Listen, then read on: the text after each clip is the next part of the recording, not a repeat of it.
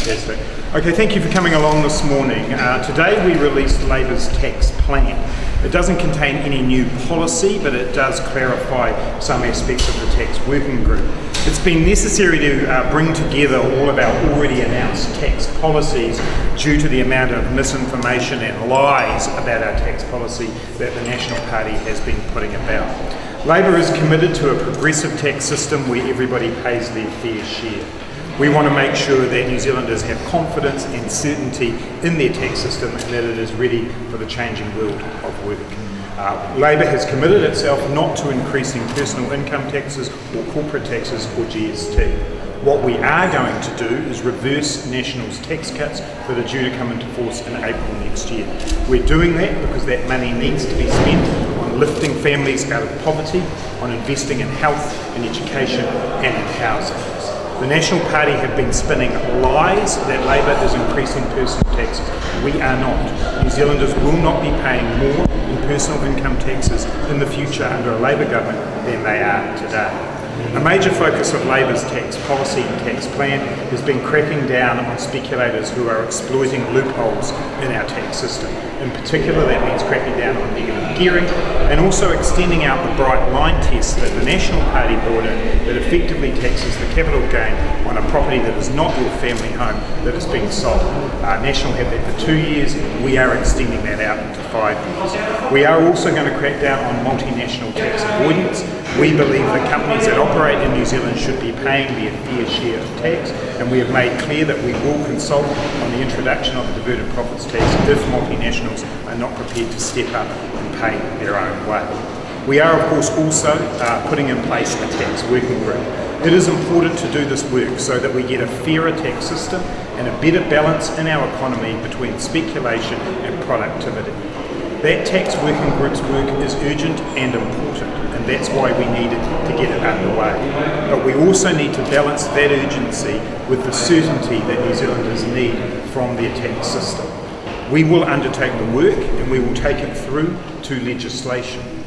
But no outcomes from the tax working group will come into force until the 2021 tax year, i.e. 1 April 2021. And that is because why? Because we want to get the balance right between the urgency of undertaking this work, of fixing the housing crisis, and of giving New Zealanders certainty. Does that suggest that you're taking a political hit from the uncertainty around capital gains? What we've done is we've listened to New Zealanders who want to be involved in this process.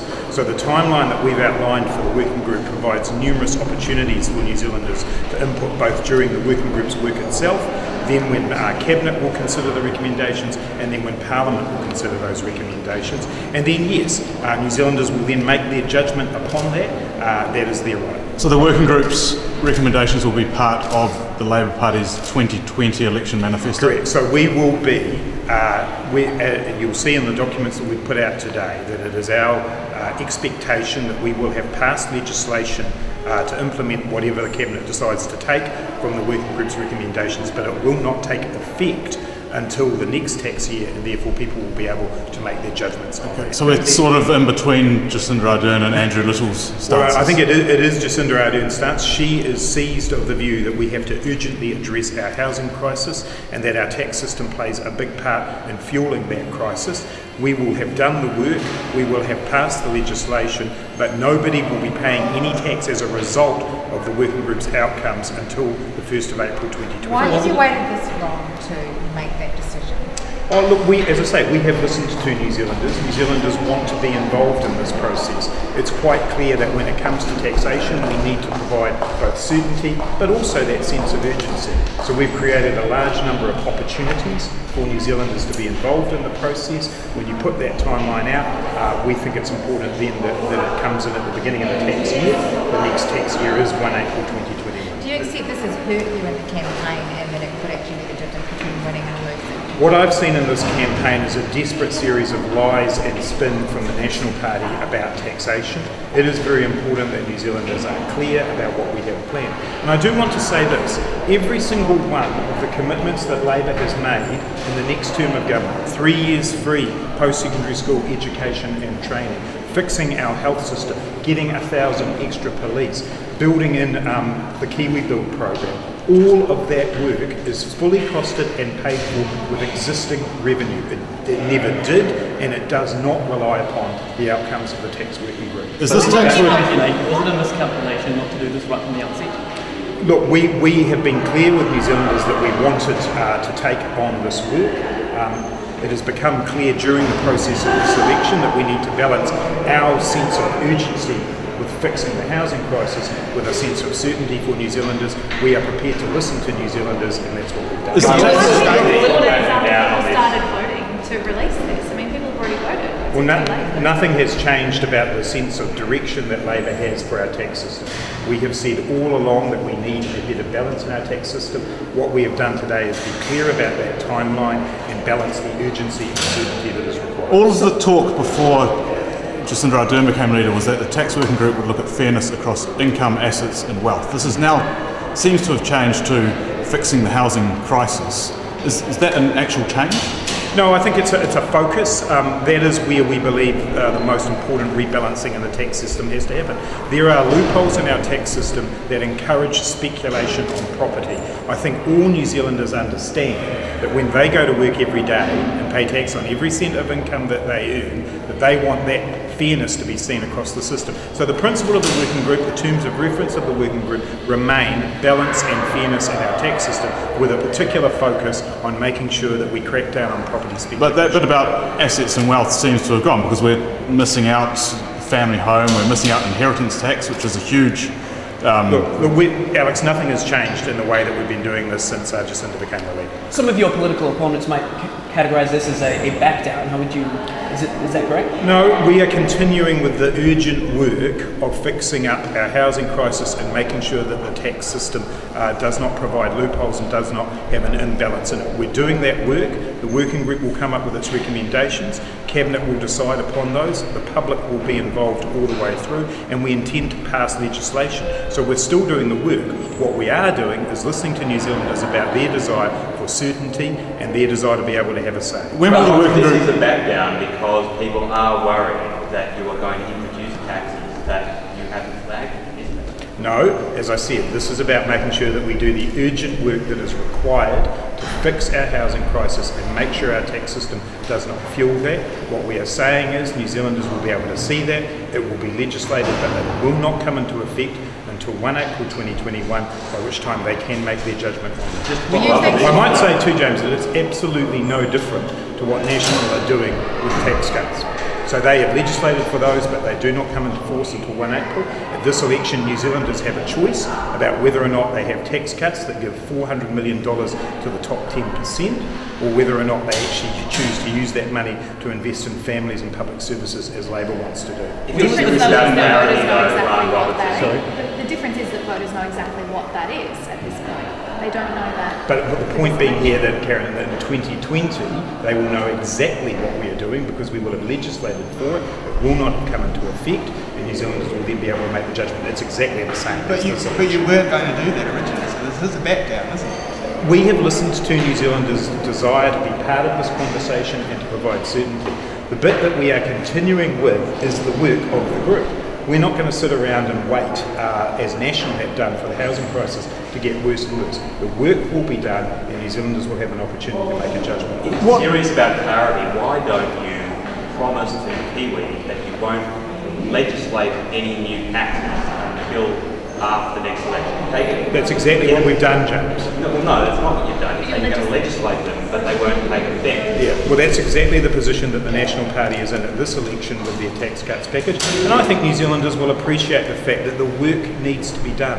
We cannot sit around and let the housing crisis get worse and worse as National have done over the last 9 years. We will do the work, we will make sure New Zealanders see it, and if they don't want it, then they won't have to have it. Grant, you've ruled out GST on, sorry, you've ruled out CGT on the family home, you've ruled out land tax on the family section. We've got the bright line test going out to 5 years for residential property. So what else is left in terms of fixing the housing crisis that you can bring in? To me, it just seems like tax on vacant, land tax on vacant land. Is there anything else Well, no, that's the job of the working group. We have put forward our policies at this election, which, as I've said many times before, are about a direction of travel towards rebalancing our tax system. The working group's job is to see whether or not there is more that can be done in that area. But that basically just leaves tax on vacant land, don't you agree? Well, no, it doesn't. Not at all. I mean, we've still got the issue of what happens with speculation more generally in the property market, and we've got to make sure we do everything we can. We owe it to New Zealanders to make sure that they can get in, buy their first home, make sure that our housing market is not part of a speculator's dream. We have to do something. But wasn't that tackled by the Bright Line test though? The Bright Line test only goes out to 5 years. The question for the working group is that enough? And I think we've made that clear. Okay, so the two things we could get are a longer Bright Line test and tax on vacant land. As we've said all the way through this, we want the tax working group, the experts, the people who are affected by this in the community to be able to have their say on how we extend that. And would this group look at capital gains tax beyond property, real estate, if you like? We've been very clear in the documents what we want to have happen here. We've ruled out tax on the capital gains tax on the family home. We've ruled out a land tax on the land under the family home. We want the working group to be able to find a way of rebalancing the system. And let's be absolutely clear, whatever outcomes come from that working group that the government decides to pick up will not come into force until 2021, by which time New Zealanders will be able to have their say. So I'm not going to go into any more prejudging of the working group. But what I'm getting at is you're talking a lot about property, but in 2011 and 2014 you talked about collectibles and other assets, other elements of wealth. Will they be looked at as well by the working group? What we are signalling is the Labour Party's policy is that our focus is on fixing the housing crisis. That is our focus. The working group have been given the mandate to get a fairer and better balanced tax system. We will then look at the recommendations. A future cabinet may or may not take up all of those recommendations, as has been the case in previous times. But its ambit will be wider than just property. Its ambit is clearly written down in the documents that we put out today, which is to get a fairer and better balanced tax system with a particular focus on moving ourselves away from property speculation and more towards incentives to invest in the productive economy. For all the legislation that's... The working group look at the GST. It's very regressive tax. No, we have said that there will be no changes to GST. For all the recommendations that you legislate for, would you expect them to be revenue neutral? That'll be one of the things that I think the group will certainly be looking at. It is quite clear that if we are rebalancing the tax system, a revenue neutral outcome is one of the outcomes that is quite likely, but we want to give the working group the ability to come back to us and come back with what they believe is best for New Zealand. But revenue neutral outcomes could indeed be one of them. So we could see drops in income. Go to work with the group by rolling out all of those changes? We want to be clear about what the Labour Party stands for, and the Labour Party stands for making sure that people have confidence and certainty that their family home is their family home, and we've ruled that out. There are certain taxes that we simply don't believe are consistent with Labour values or New Zealanders' values. They are the things that we have ruled out. Just back to revenue neutrality, so we could see drops in income tax if you can find new tax bases. Again, I know you all want me to write the tax working group's report for you right here in front of you today. Well, we've got three already. But that is indeed one of the possible options. If we are looking at a rebalancing of the tax system, it may well be a revenue neutral outcome. That is one of the things that the working group will be able to come forward. But I want to be absolutely clear today. When New Zealanders see what we are doing, they will have many opportunities to have input into it, and then it will only come into force on 1 April 2021, and by which stage they will have an opportunity to make their judgment on whether they believe that is the right way forward for New Zealand. Final questions, please. When you're involved in negotiations, possibly in 2 weeks' time, would you expect to make upholding the tax working group recommendations a confidence issue, establishing that in negotiations, or will you leave that until the time? I'm definitely not doing coalition negotiations standing here today. What I can say is that the Labour Party is committed to a fair and progressive tax system. We're committed to fixing the housing crisis, and we want to work with people who who share those same aims. Brian, just to clarify quickly, if you want people to have their say and have certainty, why don't we adopt these recommendations as policy, take it to the 2020 election, and then legislate it after that? Because we have a greater sense of urgency in fixing the housing crisis than that. New Zealanders will still get to have their say, but we are not going to sit around and wait for another couple more years to fix the housing crisis. But it won't be Last until question. 2021 anyway, will it? Yeah, but the risk of not going forward with urgency is it would be even later than that, and we're not prepared to do that. was this vagueness, this kind of vacuum that your enemies have filled with, sort of personal tax hikes and all this stuff, was that a mistake? No, what our opponents have done is desperately smear and lie about Labor's intentions at this election.